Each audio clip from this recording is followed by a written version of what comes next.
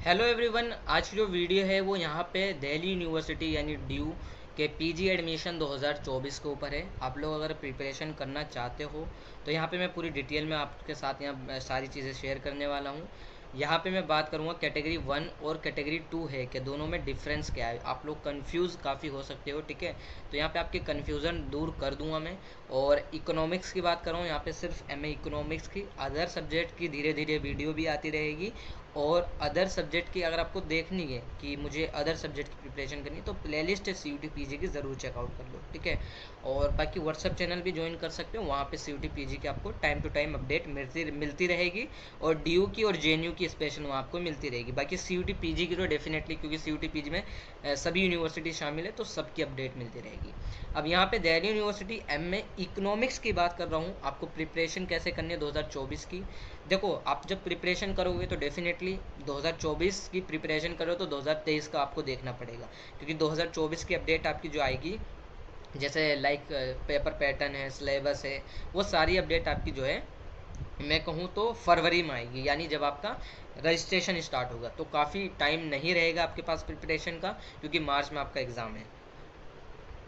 तो इस वजह से आपको जल्दी प्रिपरेशन स्टार्ट करनी पड़ेगी। अब यहाँ पे 2023 की मैं सारी चीज़ें बात करूँगा कि ड्यू में 2023 के एलिजिबिलिटी क्राइटेरिया क्या था, पेपर पैटर्न, पेपर कोड, यहाँ पे पेपर पैटर्न क्या है और पेपर कोड कौन सा फॉलो हुआ था, एग्जामिनेशन डेट क्या है सी यू टी पी जी 2024 की, ठीक है, आपको मैं बता देता हूँ। और सिलेबस क्या रहेगा यहाँ पे सी यू टी पी जी का। अगर आप अदर यूनिवर्सिटी को टारगेट करो तो उसका भी एलिजिबिलिटी क्राइटेरिया ज़रूर चेकआउट कर लेना, लेकिन सिलेबस यहाँ पे सेम ही रहेगा, ठीक है। और पेपर कोड देख लेना वहाँ कौन सा फॉलो हो रहा है। एम ए इकोनॉमिक्स की यहाँ पे ड्यू की बात कर रहा हूँ, ये आप लोग देख रहे हो ना, आपको समझ में आएगा। अब यहाँ पे अगर एलिजिबिलिटी क्राइटेरिया देखो, यहाँ पे तीन कैटेगरी है। एक कैटेगरी 1A, एक कैटेगरी 1B। अब देखो, बेसिकली आप लोगों के पास बैचलर डिग्री कंपलसरी होना किसी भी बोर्ड से। अब यहाँ पे भैया मेरे पास थी M A history, oh sorry BA history थी मेरे पे।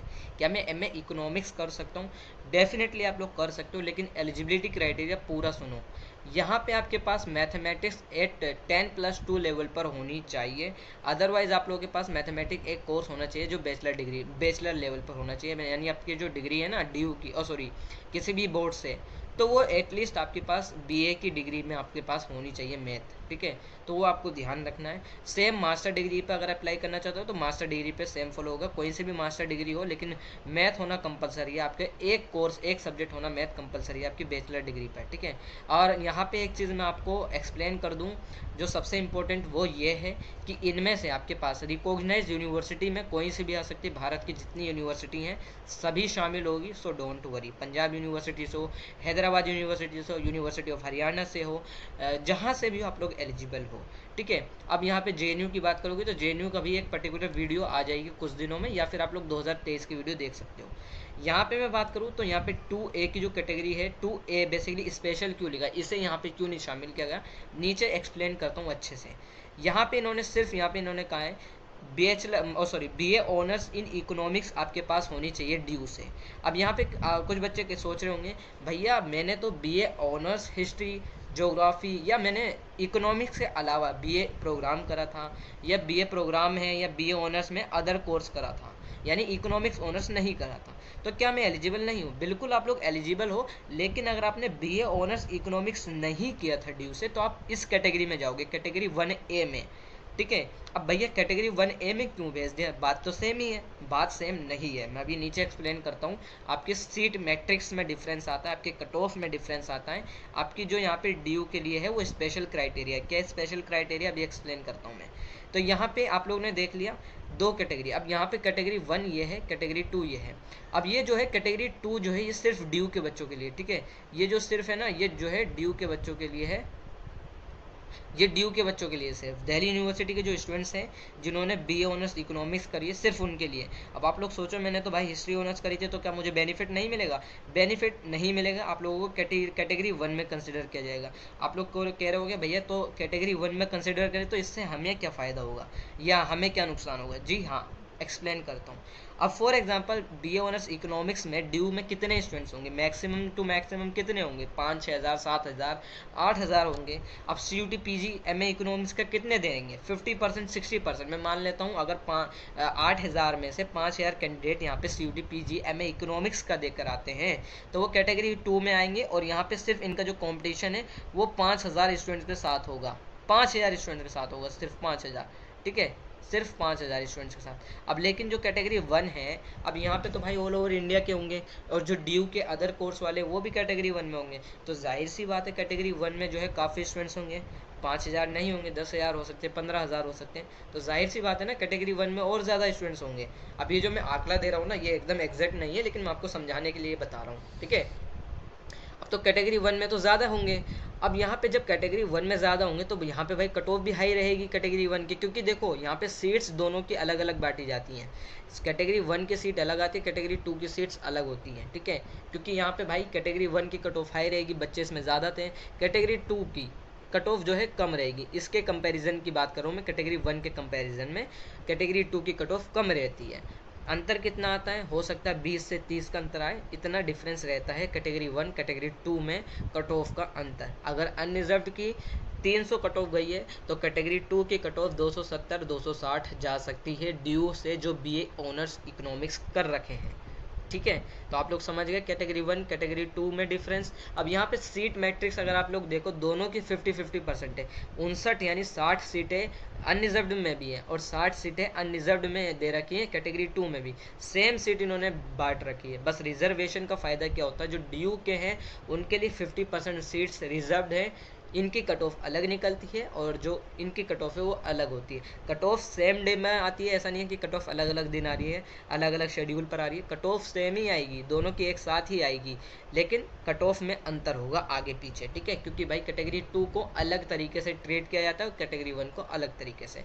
तो ये इतनी सीट्स हैं भाई, डिपार्टमेंट ऑफ इकोनॉमिक्स होता है, बस यहाँ पे कोई कॉलेज नहीं है MA इकोनॉमिक्स के लिए, सिर्फ डिपार्टमेंट ऑफ इकोनॉमिक्स है जिसकी सीट्स बहुत कम है। आप लोग प्रिपरेशन बहुत अच्छे से स्टार्ट करो। अब अगर आप लोग देखो यहाँ पे ड्यू ने कहा था हमारा जो पेपर कोड फॉलो होगा वो होगा COQ P10 वाला। आप लोग सिलेबस देखो, COQ P10 वाला CUT PG का सिलेबस है MA इकोनॉमिक्स का। यहाँ पे अगर मैं बात करूँ कि सिलेबस में आपको क्या क्या चीज़ें पढ़नी है, आप लोग ध्यान से देखो। तो सबसे पहले हम यहाँ पे पेपर पैटर्न डिस्कस कर लेते हैं। पेपर पैटर्न में क्या है, आप लोगों का ये जो पेपर कोड होता है, ठीक है, ये पेपर कोड है। इसे पेपर कोड में क्या होता है, पेपर कोड आपको है ना, जब CUT PG का फॉर्म फिल करते हो तो वहाँ पे आपको पेपर कोड वहाँ पे लिखना पड़ता है, आप लोग किसका एग्जाम देने जा रहे हो। भाई NTA थोड़ी कहेगा आप लोग हिस्ट्री का पेपर देने आ जाओ, आप लोग इको का पेपर देने आ जाओ, आप लोग हिंदी का पेपर देने आ जाओ। आपको वहाँ पे बताना पड़ता है कि मैं पेपर किसका देने जा रहा हूँ, किसके लिए देने जा रहा हूँ। तो वहाँ पे बहुत सारे पेपर होते हैं, पेपर कोड होते हैं, मल्टीपल पेपर कोड होंगे, आपको हो सकता है 50-60 पेपर कोड वहाँ देखने को मिले। तो वहाँ पे आपको चूज़ करना पड़ता है कि MA इकोनॉमिक्स का पेपर देने जा रहा हूँ, पेपर कोड ये है।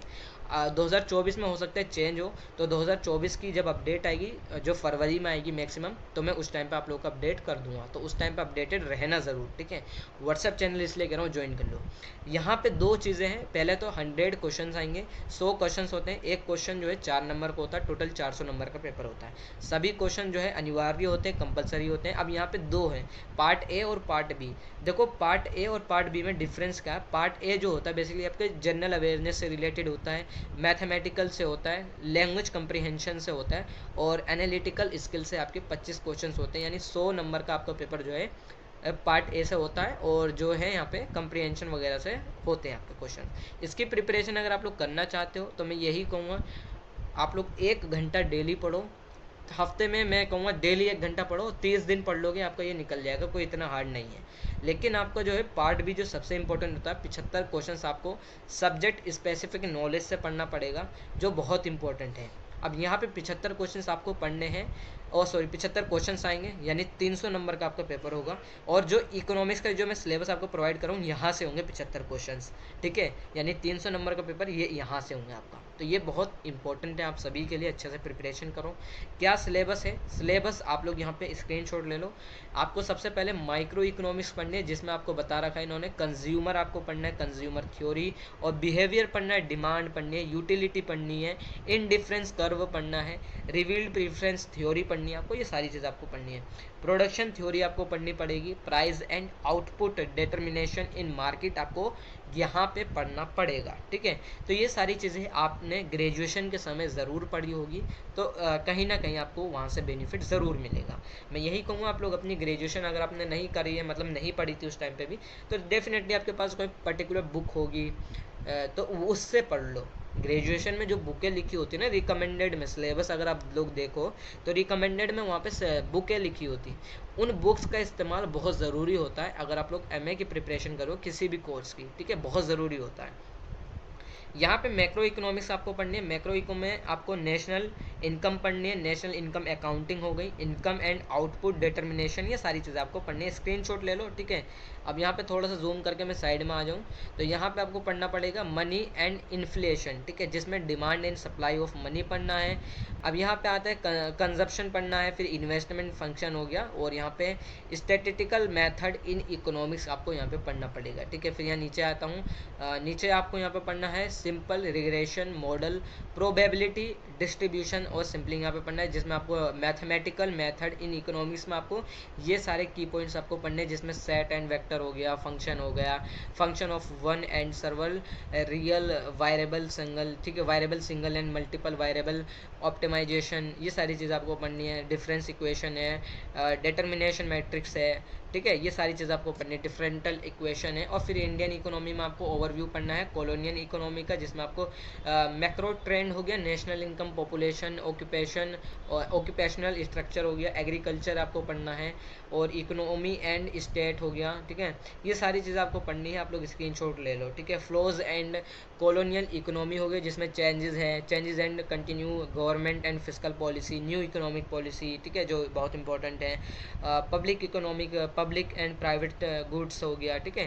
फिर यहाँ पे टैक्सेशन आपको पढ़ना है, सारी चीज़ आपको पढ़नी है। अब यहाँ पे पेपर कब होगा आपका, सीयूटी पीजी का जो पेपर है, यानी आपका जो सीयूटी पीजी का होगा पेपर, वो कंप्यूटर बेस पर होगा, यानी सीबीटी मोड पर होगा, यानी आपका जो पेपर है वो कंप्यूटर पर शो होगा। अब कंप्यूटर पर पेपर होगा तो यहाँ पे एक क्वेश्चन होंगे और 4 आपके पास ऑप्शन होंगे, 4 ऑप्शन में से आपको एक पर टिक करना पड़ेगा, ठीक है, एक पर आप लोगों को टिक करना पड़ता है। अब यहाँ पे अगर मैं बात करूँ, आप लोग यहाँ देख सकते हो 11 मार्च से लेके 28 मार्च, तो 11 मार्च से लेकर 28 मार्च के बीच में आपका कभी भी पेपर हो सकता है सीयूटी पीजी का, एमए इकोनॉमिक्स का, ठीक है।